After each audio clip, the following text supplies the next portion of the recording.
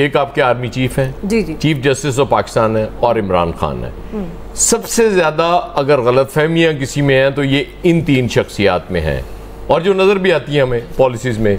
इसलिए तमाम stake holders जब बैठ के बात करेंगे, और ये इतना ज़रूरी है, मैं आपको बताऊं, ये यूसुफ रजा गिलानी ने जो बात की है, ये पीपल्स पार्टी की पॉलिसी बयान, उसको समझें आप। जी जी। और नो डाउट चीज़ें जो बेहतर हो रही हैं, ECL से भी नाम निकाला गया, ये अल्लाह करे कि ये पॉजिटिव समत में कदम हमने उठा लिए हों और चीज़ें इस काबिल हो जाएं कि ये एक इस मुल्क को स्टेबिलिटी की जो ज़रूरत है, और स्पेशली अब ईरान के प्रेसिडेंट के दौरे के बाद अमेरिका अगर नाराज़ होता है ना, तो यहाँ यूनिटी होगी तो हम अच्छे तरीके से जवाब दे सकेंगे कि अमेरिका हमें प्रॉस्पर नहीं करने देगा इकोनॉमिकली।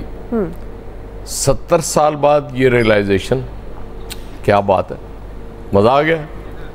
मतलब हमने पहले दिन से हमारा सबसे बड़ा इशू ये रहा है कि हम एक तरफ को झुकाव हमारा होता है, और मिस कर गए आप जी 7 साल वो कह रहे हैं मिस कर गए आप। नहीं, वो जब आप अमेरिका के साथ बहुत क्लोज हो गए थे, मैं वहां से शुरू करने की कोशिश कर रहा हूँ। जी जी, ज़ाहिर है उस वक्त तो नहीं हुए थे इतने, कि हम जब अमेरिका के कैंप में गए तो फिर 100% वहां चले गए। हमने ये देखा ही नहीं कि बाकी दुनिया भी पड़ी हुई है, उनके साथ भी हमने ताल्लुकात बना के रखने हैं। और यही होता है ना कि आपके सपोज एक मोहल्ले में आप रह रहे हैं कि एक नेबर के साथ आपने दोस्ती कर ली, दूसरे के साथ दुश्मनी कर ली, तो चैन से कैसे रह सकेंगे आप। हमारी पॉलिसीज़ अल्लाह के फजल से हमेशा से ही ऐसी हैं कि वो चेंज होती रही, मतलब कोई कंसिस्टेंट पॉलिसी हमें नहीं नज़र आती कहीं भी। मतलब ज़ियाउल हक साहब पहले कहते हैं अमरीकी इमदाद को इट्स अ पीनट, अच्छा और पैसे आ जाते हैं। मुशर्रफ साहब के दौर में वो वॉर एंड टेरर पे पैसा आ गया, लेकिन बस ठीक है जी, वो चूंकि आ रहे हैं पैसे, अब वो जैसे तो हमारे बेशुमार यहाँ घराने आपको ऐसे नजर आएंगे जिनके को बच्चे को भाई बाहर बैठे में वहाँ से कमा के डॉलर्स में या रियाल में या दिरहम में या और करेंसीज में वो यहाँ भेज देते हैं। ये बैठ के आराम से ऐशी करते हैं कि जी काम की तो ज़रूरत ही नहीं ना। डॉलर्स में चूंकि पैसे आ रहे हैं तो हमारी करेंसी तो वैसे ही टके टोकरी हुई रहती है, तो इसलिए उनकी ज़िंदगी बड़ी शाहाना होती है। हमारा ओवरऑल पाकिस्तान की हमारे जो पॉलिसी मेकर्स थे, जो हमारी अशराफिया है, उसका यही तर्ज अमल रहा है। और बिल्कुल अमेरिका से तो बाहर तो जा ही नहीं सकते, किसी सूरत नहीं जा सकते। अच्छा फिर CPEC आया, चाइना के साथ हुआ, तो हम टोटल चाइना के साथ चले गए कि जी वो बस अब चूँकि चाइना ही है। मुझे याद है वो इनकी वो होती थी एक खातून सेक्रेटरी ऑफ स्टेट, उन्होंने एक दफ़ा कांग्रेस में ये कहा था कि हम नवाज शरीफ को बड़ी मुश्किल अमरीकी कैंप में वापस लेके आए। वो जब मोटरवेज वगैरह बन रही थी कि ये साउथ कोरिया के करीब बहुत चले गए थे, तो ये मसले। लेकिन हमने ये नहीं देखा कि हमारे लिए चीज़ कौन सी अच्छी है, कि हम उसको बैलेंस रख के कैसे चल सकते हैं। इंडिया रशिया के साथ रहा हमेशा, हम अमेरिका को सबसे बड़ा स्ट्रेटेजिक पार्टनर समझते रहे, कहते रहे। आज वो सबसे बड़ा स्ट्रेटेजिक पार्टनर इंडिया का है, हमारा नहीं है। मतलब ना रशिया के साथ हम बना के रख सके, और अमेरिका चूंकि हमने सारा इन्हिसार ही अमेरिका पे किया हुआ था। शायद उस बैरी बेड़े का आज भी हम इंतजार कर रहे हैं कि वो चला हुआ अमेरिका से, वो पहुंच जाएगा हमारी मदद के लिए। उसी मदद के चक्कर में हम फंसे हुए हैं। मुझे ये खुशी है कि मैं पहली बार देख रहा हूँ कि कोई जुर्रतमंदाना मुझे नजर आ रहा है चीज़ के जी ठीक है, ईरान के प्रेसिडेंट आ गए हैं, अब अमेरिका कुछ कहता रहे। मैं ये नहीं कहता कि उससे लड़ें, वो लड़ना तो मुनासिब है ही नहीं, लेकिन अमरीकियों का भी एक क्वालिटी है दुआ, वो जो बंदा उनके सामने खड़े होकर बात कर सके ना, वो उससे उसके आर्गुमेंट को सुनना चाहते हैं, वो उससे निगोशिएट करना चाहते हैं। हमारा मसला ये रहा है ना कि मतलब लेट जाते हैं हम हमेशा। अगर अब ना लेटे हम और खड़े होकर बात की कि इंडिया अगर रशिया से ऑयल लेता रहा सिर्फ इसलिए कि उस वक्त बहुत महंगा था और उसको सस्ता मिल रहा था अपने लोगों के लिए, हम वो जुर्रत क्यों नहीं कर सकते? हमें भी उस तरह की जुर्रत की जरूरत है। और क्या करेगा अमेरिका आपके ख्याल में कि वो मिसाइल मार देगा आके? इस तरह की चीजों पे नहीं मारा करता।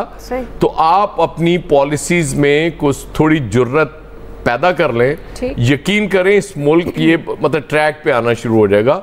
लेकिन आई डाउट कि हम इस पे खड़े रह सकेंगे, क्योंकि जो माजी के मेरे तजुर्बात हैं वो मुझे हौसला नहीं देते। मैं क्या करूं? जी आमिर साहब, व्हाट डू यू थिंक? आपको भी डाउट है कि आपको लगता है कि अगर ये एक हम मुतहरिक पॉलिसी, खारजा पॉलिसी देख रहे हैं, ऑल्दो हमारे मुल्क की खारजा पॉलिसी पर हमेशा ही सवालिया निशान रहा है, तो आपको लगता है कि अब जिस तरह का हम एक बड़ी एक्टिविटी देख रहे हैं, अब आपको लगता है ये आगे ये सस्टेन भी करेगी? क्योंकि अमेरिका ने तो हमेशा अपने मफादात को तरजीह दी है। अगर पाकिस्तान अपने मफादात को तरजीह देगा तो क्या आपको लगता है कि इसके लॉन्ग टर्म फ़ायदा होगा या कुछ खदशात जुड़े हैं इसके साथ?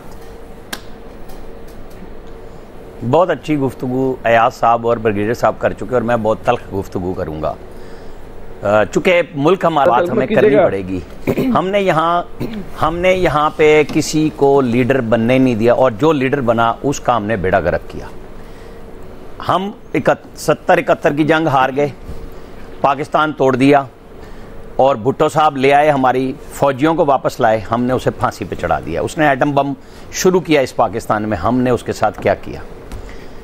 नवाज शरीफ ने एटमी धमाके किए, पाकिस्तान की खारजा पॉलिसी को आज़ाद किया। वो साउथ कोरिया और अमेरिका ज़हन में रखें, एक ही कैंप में है, कोई वो मुखालिफ कैंप नहीं है। वो नॉर्थ कोरिया होता तो बात ठीक थी। हम बिल्कुल इत्तेदाल से चले, हर जगह पे जा रहे थे। हमारे ताल्लुकात क्लिंटन दौर में भी बेहतरीन थे।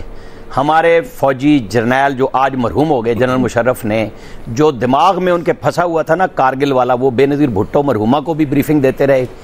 उन्होंने इनकार किया, उन्होंने फिर ज़बरदस्ती ये मंसूबा किया और वो क्लिंटन के पास जाके अपनी जो भी कहें बाइज़्ज़त वापसी पाकिस्तान की इसीलिए ले आए कि छुट्टी वाले दिन भी जाके दरवाज़ा खुलवाया।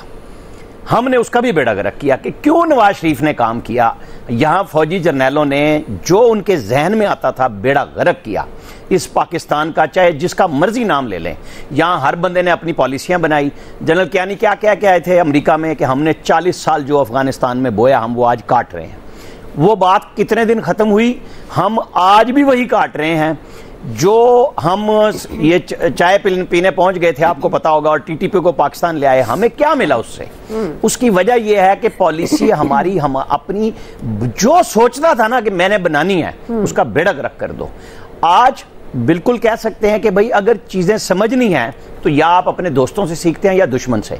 तो दुश्मन इंडिया है जिसने पूरी दुनिया में सबसे ताल्लुकात बनाए, जहां कुछ लिया टेक्नोलॉजी साथ लेके आया। हमने क्या किया? कमीशन ले लिया। बस बड़ी से बड़ी बात ये हुई। वहां दिफा से लेके मोबाइल फोन और गाड़ियां तक सब वहां बन रही हैं। हमें दुश्मन से सीखना चाहिए। हमारा दोस्त है चाइना, वो इंडिया को दुलतियां भी मार रहा है, पिटाई भी कर रहा है और तजारत भी कर रहा है। कोई मसला नहीं हुआ उनको। हमारे पास ये है कि जज्बाती तकरीरें हैं। हम बैठ के करना ही नहीं चाहते। यहाँ पे इंडिया के साथ तजारत को, गुफ्तगू को इस तरह बना दिया जैसे गुनाह हो गया है। भाई आप एक तरफ चाइना की मिसाल देते हैं, सऊदी अरब देख लें, उनके बादशाह चलते हैं, वो रशिया भी जाते हैं, वो इंडिया भी जाते हैं, वो कारोबार कर रहे हैं। तो आप भी कारोबार कर लें यार, कहीं समझ लें कि ये पाकिस्तान है, मेरा और आपका और अवाम का मफाद है। हमें सबके साथ चलना है। लड़ाई अपनी, हमारे मसाइल अपनी जगह पे, उन इश्यूज को जिंदा रखें। ना जज्बाती हो जाएं कि जी हमें पिनट से ज्यादा मिल गए तो हम खुश हो जाएं और भूल जाएं। हमने, ठीक है, ज़ियाउल हक के दौर को मैं इसलिए जीरो भी नहीं करूंगा, हमने एटम बम उसी दौर में बनाया। कुछ मतलब उसकी कबातें